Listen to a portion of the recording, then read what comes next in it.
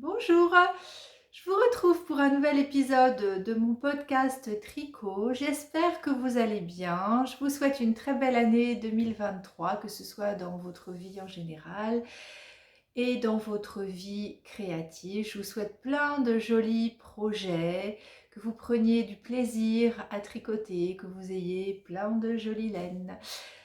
Dans cet épisode de podcast que je vais tourner en plusieurs fois, cette fois-ci parce que c'est plus facile en ce moment de trouver du temps, un petit peu de temps par-ci par-là que de tourner un grand épisode de podcast. Je vais vous parler dans cette première partie de vlog entre guillemets, d'un projet que donc je viens de terminer et d'un coup de cœur tricot. J'ai un nouveau projet sur mes aiguilles qui est un véritable coup de cœur. Je vous en parle dans quelques minutes. On va commencer donc cet épisode par le projet que je viens enfin de terminer. Je dis enfin parce que si vous me suivez, vous savez peut-être que je ne suis pas une tricoteuse de chaussettes. Non pas que je n'aime pas porter de chaussettes, c'est que je suis atteinte, comme certaines d'entre vous, je suppose, certains ou certaines, du syndrome de la deuxième chaussette, du syndrome de la deuxième moufle. Curieusement d'ailleurs, je ne suis pas atteinte du syndrome de la deuxième manche, hein. C'est uniquement les chaussettes et les moufles. Donc ça me prend beaucoup de temps pour tricoter une paire de chaussettes. J'aimerais bien qu'un petit lutin vienne tricoter mes deuxièmes chaussettes ou qu'une bonne âme se dévoue pour tricoter mes deuxièmes chaussettes, mais non.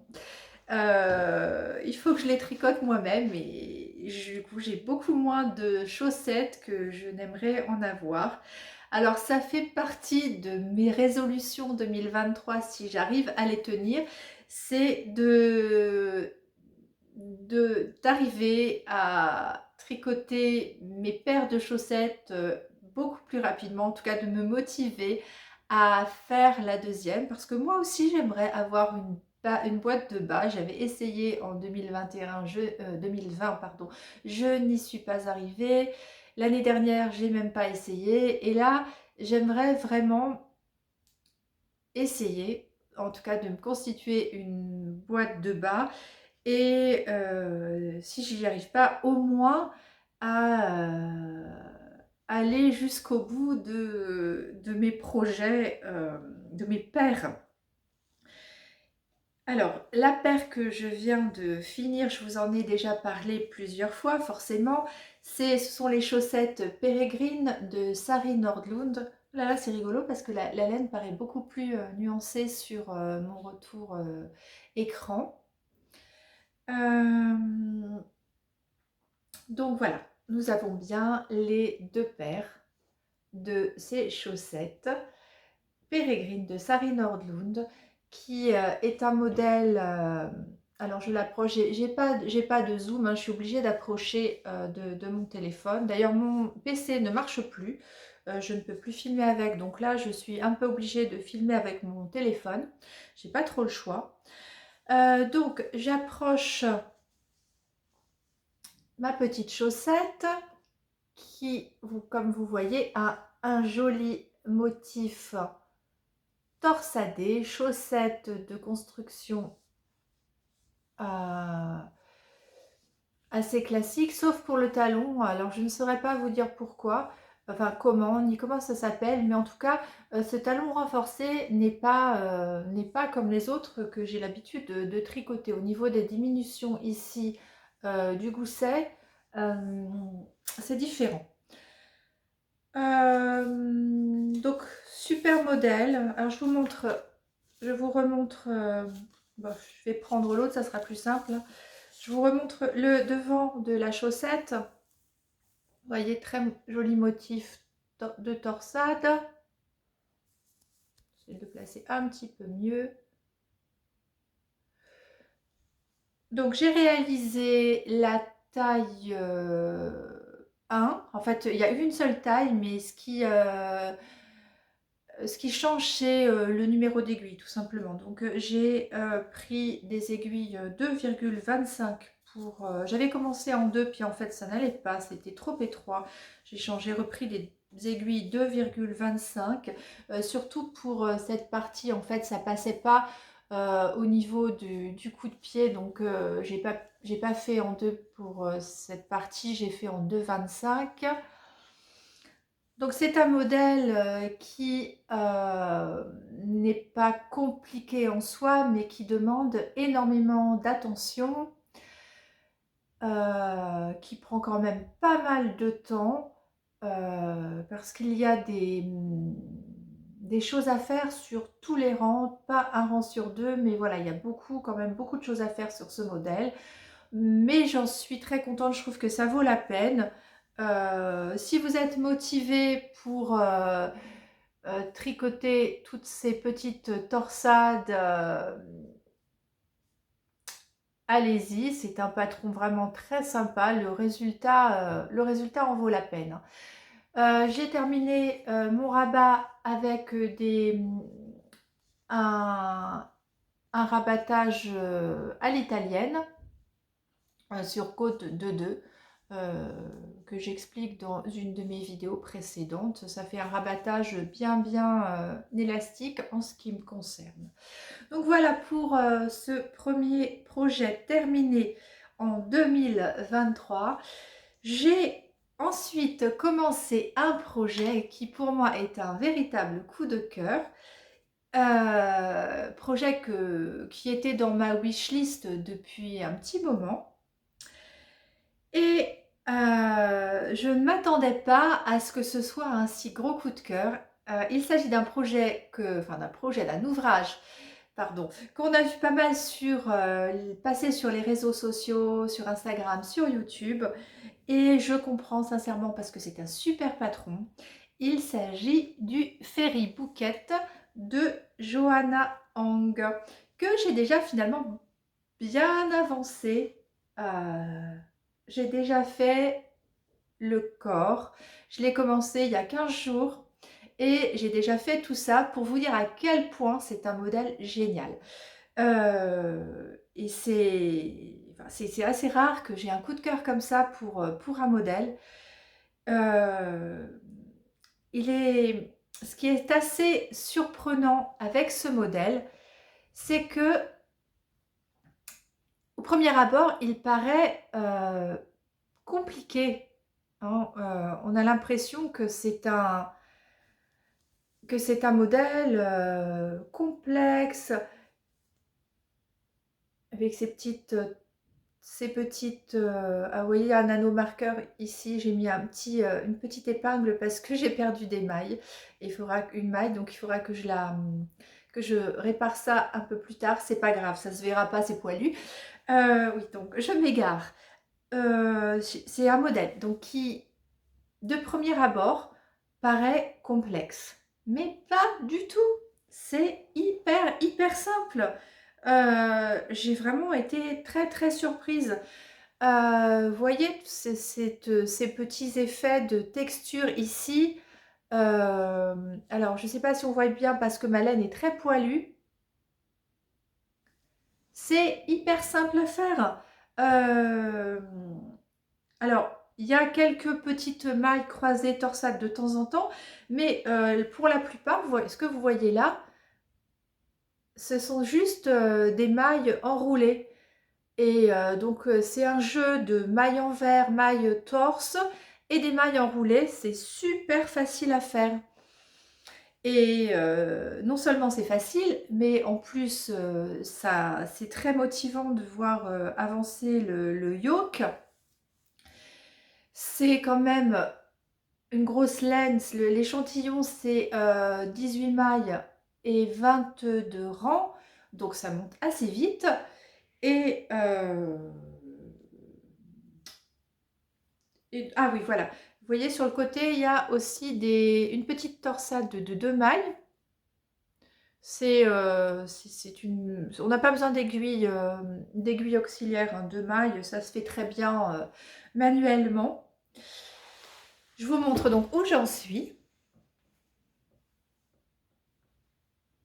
Vous voyez, des longues côtes torse. C'est du plus bel effet, franchement j'adore. Et alors, là où je suis aussi super contente, c'est par rapport à la laine. Ça faisait un moment que je cherchais un projet pour utiliser la laine que mes enfants m'avaient offert pour mon anniversaire, donc en mars dernier, qui est cette laine de chez Laine Amourée dans le coloris à la croisée des vents. Donc c'est un gris perle nuancé. Je crois que c'est la base Athéna, en tout cas c'est la base 100% Merino Fingering. Et j'avoue que j'avais du mal à me décider sur un modèle parce que tricoter en fingering en ce moment, je suis pas très motivée, vu que j'ai pas trop de temps de tricot, enfin en tout cas le soir, et que j'avance pas très vite. J'avais envie d'un modèle quand même assez rapide. Et c'est pour ça que finalement j'ai décidé de doubler ce fil avec de la brushed Alpaca Silk de Drops. Donc c'est un coloris, alors sur le site c'est un coloris gris. C'est le gris, est-ce que c'est, alors le numéro, oh, je vois rien. C'est le coloris, j'ai pas mes lunettes, c'est le coloris numéro 2. Donc c'est un gris pâle qui est, bon, je trouve que le mélange des deux est vraiment du plus bel effet, ça me plaît beaucoup. Et ça fait un pull tout doudou, ça va être très chaud, j'aime franchement, gros coup de cœur pour ce modèle, et j'ai déjà hâte de le terminer, même si je pense que je vais le mettre en pause pour faire un petit peu autre chose. Alors normalement, ce modèle de Joanna Hang, qui est un modèle en anglais, qui je crois vaut 9 € quelque chose, donc franchement ça les vaut les 9 € parce que le patron est super. 9 €, enfin je vous remettrai le prix si j'ai dit des bêtises, 9,43 € ou quelque chose comme ça. Normalement c'est un modèle qui se tricote avec un fil de fingering et un fil de lace. Donc je suppose que si vous voulez le faire avec, avec la fingering lace mohair et de fingering mérinos, forcément ça va donner un tissu beaucoup plus aérien que celui-là, qui avec l'approche d'Alpaca Silk, qui est quand même beaucoup plus épaisse et beaucoup plus touffue, ça donne un rendu quand même assez dense. Et je suppose que on voit peut-être moins les motifs avec la broche d'Alpaca Silk que on la verrait avec un fil de mohair. Mais moi, ça me plaît comme ça.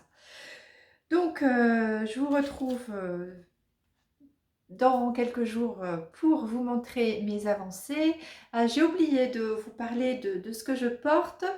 Il s'agit du pull cèdre que j'avais testé pour Valentina Bogdanova en avril-mai 2022. Donc c'est un pull chauve-souris. Je vais me lever un petit peu.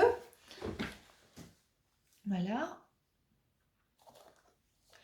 Donc pull chauve-souris que j'avais tricoté dans la base Grace de Woolissime, qui est une base Merino et Fingering. Ah, le soleil vient nous embêter un petit peu. Ah, je reviens. Je vous retrouve quelques jours plus tard. Pas une avancée significative sur mon Fairy Bouquet, mais quand même j'ai fait la... J'en suis arrivée là de la première manche. Vous voyez comme c'est joli. Très très beau. Vraiment du plus bel effet. Alors cette manche, je la tricote avec le nouveau kit que j'ai de Xiaogu. Ça fait longtemps que je le voulais et mon chéri me l'a offert pour Noël. Donc je suis très contente de pouvoir tricoter mes manches en rond. C'est quand même beaucoup plus confortable que de tricoter avec du Magic Loop. Donc pas beaucoup d'avancées tricot. J'avais en fait essayé de faire une paire de chaussettes avec ce qui me restait de mes chaussettes Pérégrine, puisqu'il me restait 46 grammes. Mais en fait, arrivé au talon, j'avais déjà presque plus de laine et je me suis dit que j'allais devoir changer donc de couleur juste après et c'était pas ce que je voulais, donc j'ai tout démonté. Je n'ai pas pensé à vous montrer. Bon, peu importe, je pense que ce qui me reste donc de mes chaussettes, je vais faire une paire de mitaines crème d'atelier Émilie. Ça tombe bien, j'en ai besoin. Il faut juste que je regarde dans mon stock ce que j'ai comme reste de mohair et ça sera très bien. Alors par contre, j'ai un nouveau projet. Et bon, je suis assez motivée là pour le coup. C'est que lorsque j'étais allée voir mon fils l'année dernière en Roumanie, il m'avait dit que bah, ça lui dirait bien que je lui tricote un pull. Et il avait flashé sur le single malt de Maxime Cyr, donc que je devais lui tricoter. Et puis il m'avait dit que il voulait pas que ce soit un pull trop chaud, sinon il ne le mettrait pas. Or, le single malt, c'est un pull en épaisseur Aran, c'est un gros pull. Donc, tricoter un pull pour qu'il ne le mette pas, euh, j'ai beaucoup hésité et j'ai vu avec lui. Et finalement, je lui ai proposé un autre modèle de Maxime Cyr. Je lui ai proposé le So Basic. Et il a adoré, peut-être même encore plus que le single malt, donc du coup ça tombe très bien. Alors c'est un pull qui va me prendre beaucoup de temps parce qu'il est en fingering, mais je préfère tricoter quelque chose qui va me prendre plus de temps. Surtout que je suis très contente de tricoter pour lui, ça me fait vraiment plaisir. Mais au moins je veux être sûre qu'il le mette. Donc, il a trouvé que le So Basic était très chouette. Je lui ai demandé s'il voulait que je fasse les rayures sur les manches. Il a dit oui, ça donne un style, c'est chouette. Donc, on est parti sur le So Basic de Maxime Cyr. Et je dois avouer que j'ai été motivée par un calque qu'a ouvert ma tricopine Caroline de Petit Pimous 02. Alors, je ne me rappelle plus comment s'appelle le calque, je vous mettrai ça ici. Enfin, c'est hashtag tricotons pour nos hommes, quelque chose comme ça, je ne sais plus, je vous le mettrai. Et donc on est plusieurs à se motiver du coup pour tricoter pour nos hommes. Et surtout que bon, Caroline tricote le zipper sweater de Petite Knit qui est très très chouette. Bon, tricoter en noir, c'est peut-être pas ce qu'il y a de plus fun. Et j'avais très peur aussi que mon fils choisisse du noir. Le noir à tricoter, c'est pas ce que je préfère. Et finalement, il n'a pas choisi du noir, il a choisi un gris anthracite. Bon, c'est foncé aussi. À tricoter le soir, c'est pas terrible, mais c'est quand même pas du noir. Donc, j'ai commandé sur le site de Hobby de la... alors, attendez, je vous montre ça. De la Baby Wool, 100% pure wool. Donc, c'est une laine à mi-chemin entre la sport et la fingering. 165 mètres pour 100 grammes. Et c'est une laine donc, qui est traitée super wash. On peut la laver à 40 degrés. Alors, c'est pas marqué dessus, mais sur le site, ils disent que c'est du mérino. Là, c'est juste marqué 100% laine. En tout cas, moi, je cherchais un fil qui soit quand même assez qualitatif et qui puisse être facile d'entretien parce que voilà, mon fils n'a pas envie de laver ses pulls à la main. Donc, j'espère que ça va le faire. Est-ce que vous avez déjà tricoté cette laine? Alors elle est pas aussi, elle est pas très douce en fait par rapport à d'autres mérinos que Superwash que j'ai pu tricoter. Mais elle a un rendu un peu plus rustique. Alors peut-être que c'est le côté un peu anthracite chiné qui fait ça. Ça fait penser un petit peu à la... mince, comment ça s'appelle? la Nord Drops au niveau de apparence et au niveau tricot aussi, ça a un peu tendance à se dédoubler. Bon, on va voir ce que ça donne. Donc j'ai commencé le So Basic de Maxime Cyr et alors j'ai fait comme préconisé sur le patron, savoir un montage tubulaire. Et j'ai suivi les instructions de Maxime Cyr et en fait, ça va pas du tout, ça me plaît pas, donc j'ai démonté. J'ai vraiment suivi ce qu'il disait, à savoir donc de monter un certain nombre de mailles et ensuite de créer des augmentations intercalaires à l'envers. Donc sur des mailles en vert. Et voilà ce que ça me donne. Alors, je ne sais pas si ça se voit à l'écran, mais moi, j'obtiens des espèces de picots et c'est très très moche. Peut-être ça se verra encore mieux de l'autre côté.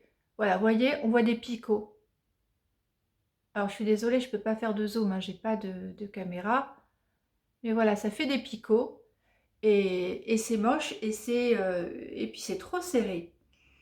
Donc, j'ai pris une autre façon, donc c'est la façon de joueuse de pelote qui fait commencer, donc c'est un tuto que vous pouvez retrouver hein, sur YouTube.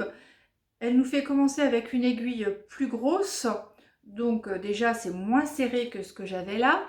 Et là les augmentations, ce ne sont pas des augmentations intercalaires, ce sont des jetés. Donc ça fait quelque chose déjà de beaucoup plus souple.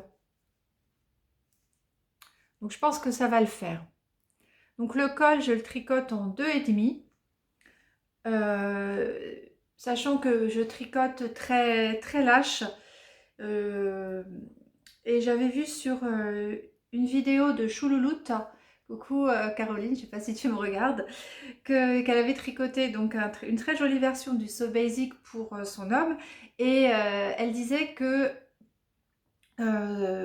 son encolure était trop lâche, enfin pas trop lâche, mais trop grande. Donc j'avais peur que ça m'arrive, surtout que moi je tricote lâche en plus. Donc je tricote ce col en 2,5 au lieu des 3,25 préconisés et ensuite le reste du corps je vais le tricoter en 3. Je sais que pour cette grosseur de laine je vais avec des aiguilles 3 j'obtiendrai à peu près ce qu'il faut, à savoir donc une tension de 26 mailles, 32-34 rangs, quelque chose comme ça. Donc pour moi en aiguille 3 ça va fonctionner, donc surtout pas 3,5. Et puis je fais pas d'échantillon, j'aviserai au niveau de la profondeur des raglans. En fait, quand on tricote en raglan, c'est assez facile finalement d'ajuster la largeur de l'ouvrage. Donc on verra si ça va pas au niveau de ma tension. Si j'obtiens pas ce que je veux, je démonterai. Ça prend pas beaucoup plus de temps que de faire un échantillon finalement. Mais bon, je pense que ça va le faire. Donc voilà, je suis partie sur le So Basic. Je pense que ça va me prendre plusieurs mois parce que tricoter pour mon fils une taille L, donc 114 de tour de poitrine, je pars sur cette taille-là. Ça va quand même prendre du temps, fingering, je vais pas me mettre la pression, je vais aller à mon rythme. Mais pour l'instant, je suis très motivée. Et donc voilà, j'ai mes deux gros projets en cours. Et puis voilà, je vais faire il faut que j'arrête de dire voilà d'ailleurs.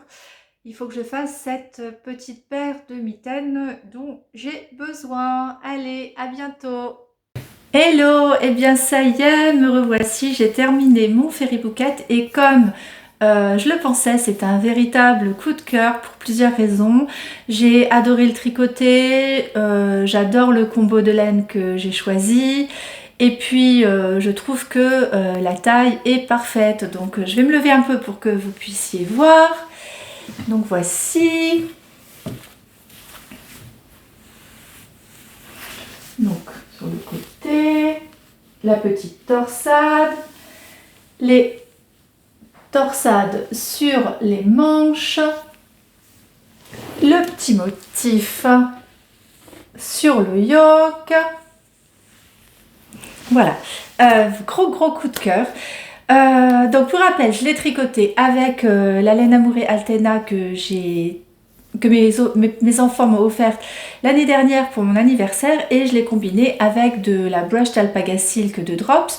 Mais même si le résultat est quand même plus dense qu'avec un mohair, vous voyez que les motifs ressortent très bien, et ça me fait un pull bien chaud, tout doudou. Voilà, j'adore ce combo. Je tricoterai vraisemblablement d'autres modèles avec de l'alpaga silk si je veux un pull bien chaud.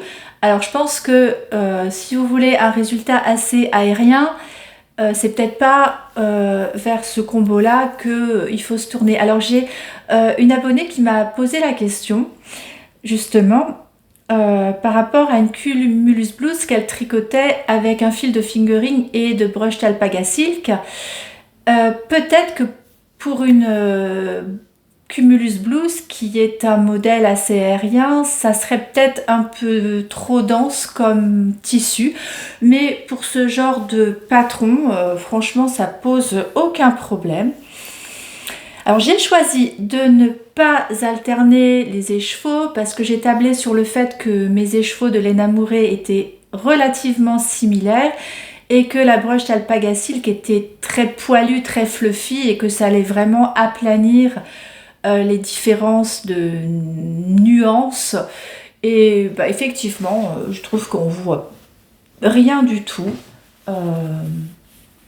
Enfin, en tout cas, ça ne me choque absolument pas. Donc par rapport aux quantités de fil, pour ma taille, donc j'ai fait la taille L, donc je crois que c'est la 4e taille.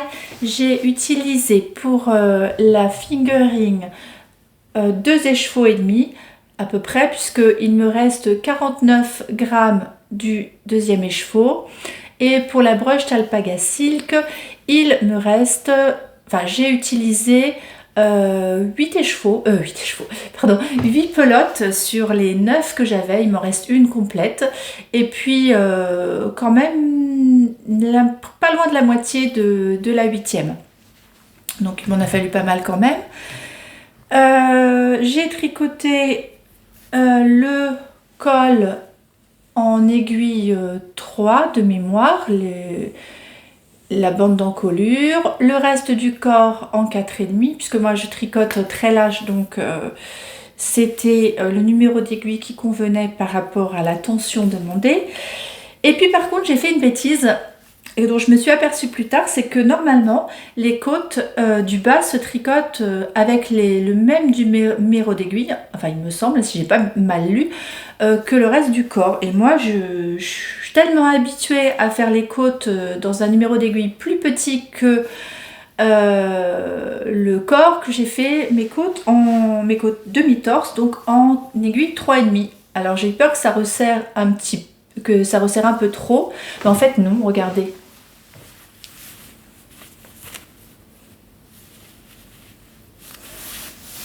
Ça va, hein. De base, les côtes torse, enfin demi-torse, je trouve qu'elles se détendent beaucoup plus que des côtes normales. Alors finalement ça va, hein, ça va très bien. Et c'est pareil pour les poignets, je les ai fait donc en 3,5. Au niveau de la taille, donc rien à dire. En tout cas, si vous voulez faire ce patron, si ça vous tente, n'hésitez surtout pas, parce qu'il est vraiment très bien écrit. Il est aussi très ingénieux, je trouve.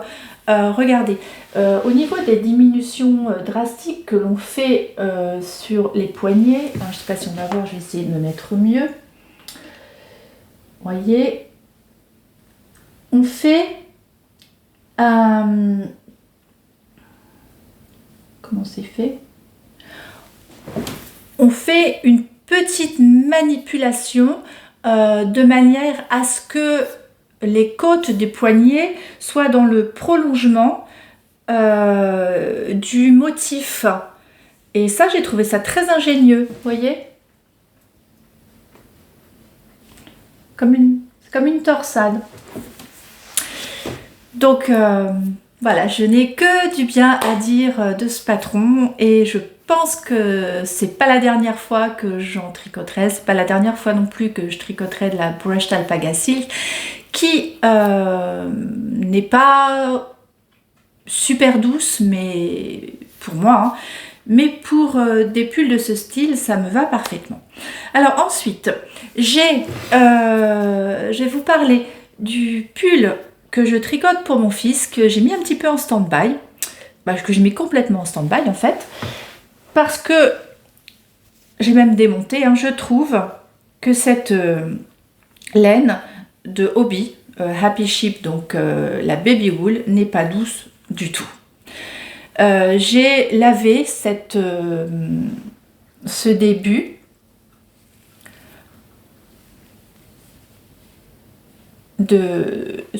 de pull et alors ça s'est légèrement adouci, mais franchement c'est pas une laine pour les bébés. J'ai essayé de laisser un commentaire, de laisser un avis sur cette laine sur le site de Hobbii par 2 fois et 2 fois mon commentaire n'a pas été validé. Il n'était pas spécialement négatif mon commentaire, j'ai juste expliqué que la laine n'était pas douce et c'est pas passé. Donc juste faites attention, les commentaires c'est pas toujours pas forcément très fiable parce qu'elle est notée 4,5 sur 5 et tout le monde dit qu'elle est hyper douce, et non, elle est pas douce. Alors peut-être que c'est propre à ce coloris chiné, peut-être que les autres coloris sont pas comme ça, mais je suis un peu déçue, voilà. Alors je vais faire un autre modèle avec, il n'y a aucun souci, je sais déjà ce que je vais faire avec. Je vais probablement faire un pull de Orlan Such, alors je me souviens plus du nom, je vais vous le mettre ici, parce que j'ai classé tous mes favoris sur Ravelry et je l'ai mis dans la section Queued, donc c'est la liste des choses que je veux faire. J'en ai énormément, ça me permet d'avoir un visuel des patrons qui vraiment me font envie, parce que j'ai d'une part les patrons que j'aime beaucoup mais que je ne tricoterai pas forcément, j'ai pas envie de tricoter, mais ils sont quand même dans mes favoris parce que je les trouve très beaux, et il y a ceux que j'ai mis dans ma liste de projets à faire, c'est les Queued, qui sont pas forcément dans le bon ordre. Je vous en parlerai un peu plus en détail une autre fois. Mais donc voilà, dans mes Queued, il y a ce modèle d'Orlan Such que je trouve absolument magnifique, qui ira parfaitement avec ces laines. Mais pour mon fils, j'ai un peu peur de tricoter ce pull pour qu'au final il ne le mette pas parce qu'il trouve que ça pique. Mon fils Baptiste porte des t-shirts à manches courtes, et si jamais la laine le pique, il va pas mettre son pull. Donc un pull en fingering dans Z-Side 114 de tour de poitrine, non, j'ai pas envie de prendre le risque. Après, peut-être que ça le piquera pas, mais le souci c'est que mon fils, je le vois très peu, vu qu'il est étudiant en Roumanie. Je pense que je vais aller le voir dans pas longtemps. Peut-être que je vais aller le voir la deuxième vacances des vacances de février, mais ça dépend. C'est pas certain qu'il soit disponible, c'est à voir, parce qu'il a beaucoup de travail pour sa soutenance de mémoire. On verra. Je lui demanderai. Mais alors, donc je le laisse comme ça, je le démonte pas, parce que ça se trouve ça va lui aller. Ça lui conviendra. Mais sinon, j'ai commandé, et ça je pense qu'au niveau douceur, ça va le faire, et j'espère qu'au niveau de la couleur ça lui plaira tout autant que ça. J'ai fait un gros craquage, j'ai fait teindre chez Woolissime, une teinturière que j'aime beaucoup et dont je vous ai déjà parlé, sa qualité Lou, donc 100% Merino Superwash, et je l'ai fait, donc j'ai choisi le coloris Nearly Black, donc presque noir, qui apparemment, après avoir échangé avec elle, c'est vraiment ce qui se rapproche le plus de cette couleur qui plaît à mon fils. Donc ça, je vous en reparle bientôt. Je sais que mes échos sont prêts à être expédiés. J'ai très hâte de les recevoir et de pouvoir commencer ce projet. En attendant, j'ai commencé avec les restes de mon pull.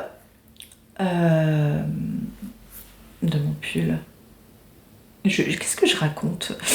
Je suis un peu malade, je raconte n'importe quoi. J'avais commencé donc des chaussettes avec les restes de mes chaussettes pérégrines. Au final, ça n'allait pas. J'en avais pas assez et du coup j'ai commencé une paire de mitaines crème que j'ai bientôt terminée. Je vous les montre la prochaine fois. Sur ce, je vous souhaite un bon tricot et je vous retrouve bientôt pour vous parler des avancées de mon pull, le So Basic Sweater pour mon fils, et d'un châle aussi dont je vais bientôt commencer le test. Bye!